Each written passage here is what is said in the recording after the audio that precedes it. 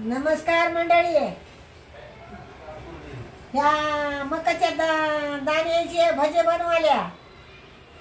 हे का असं सोलून घ्यायचं. हे बघा हे सोलणं झालं कणीस असे याचे दाणे काढून घ्यायचे. हे बघा आणि दाणे पिठात मिसळायचे. हे बघा असे दाणे मकाचे काढून घेतले. सगळे संपूर्ण काढणं झाले. एक गड्डा सोलायचा एवढा लसणाचा. हे बघा एवढे ओवा टाकायचा एवढा. त्या खलबत्त्यात हे बघा एवढे जिरे टाकायचे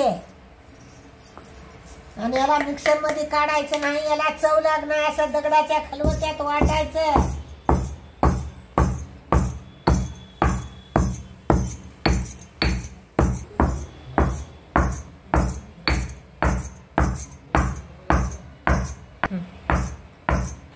वाटणं झालं हे संपूर्ण ओवा जिरे असं ह्या डब्यात टाकायचे.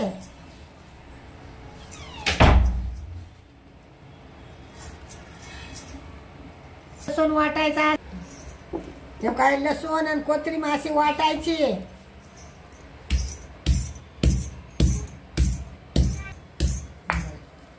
हे बघा असं मोठं मोठं वाटून घ्यायचं. लसूण जिरे लसूण वाटणं झालं. हे कोथिंबीर लसूण हे बघा याच्यात टाकायचं. असं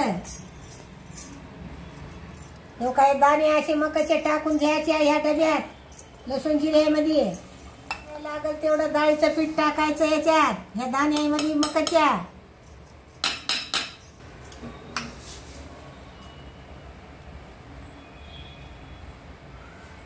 काय अशी हळद टाकून घ्यायची. तेवढं आपल्याला मिरची टाकून घ्यायचं.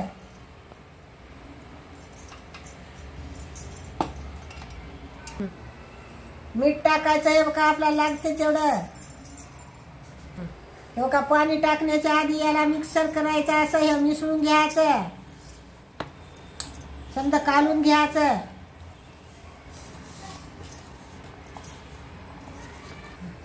हे बघा पाणी टाकून असं शितोडा द्यायचं आणि कालवायचं.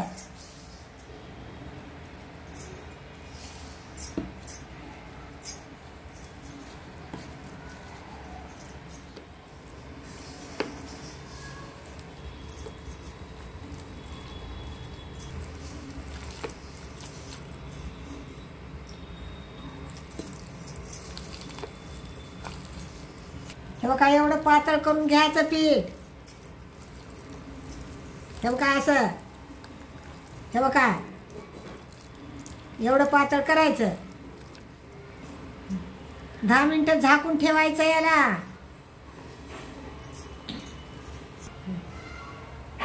हे बघा असं झाकून ठेवायचं. भिजू द्यायचं घडीभर.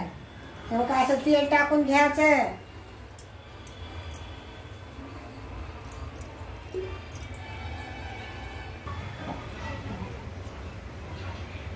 असा गॅस चालू करायचा. खालून तेल काढू द्यायचं. हे काय परात घेतली भजे टाका. मला कागद आतरून घेतला. असा तेल सोकून घेते.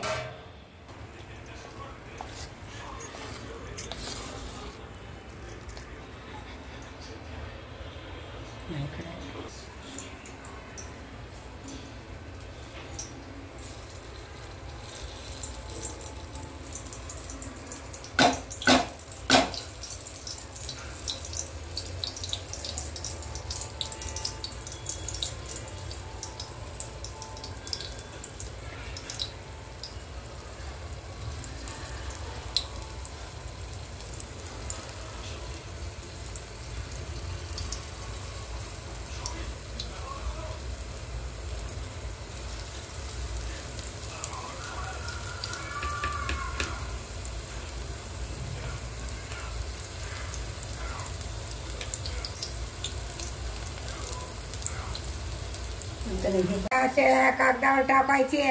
तेल चक सोकून घेते. काही असे काढून घ्यायचे. संपूर्ण तळण झाले. ते असं फोडून दाखवतो. हे बघा हे ग तुम्ही खा ना आम्हाला सांगा. आमचा व्हिडिओ आवडला असला तर काही सबस्क्राइब करा. कमेंट करा.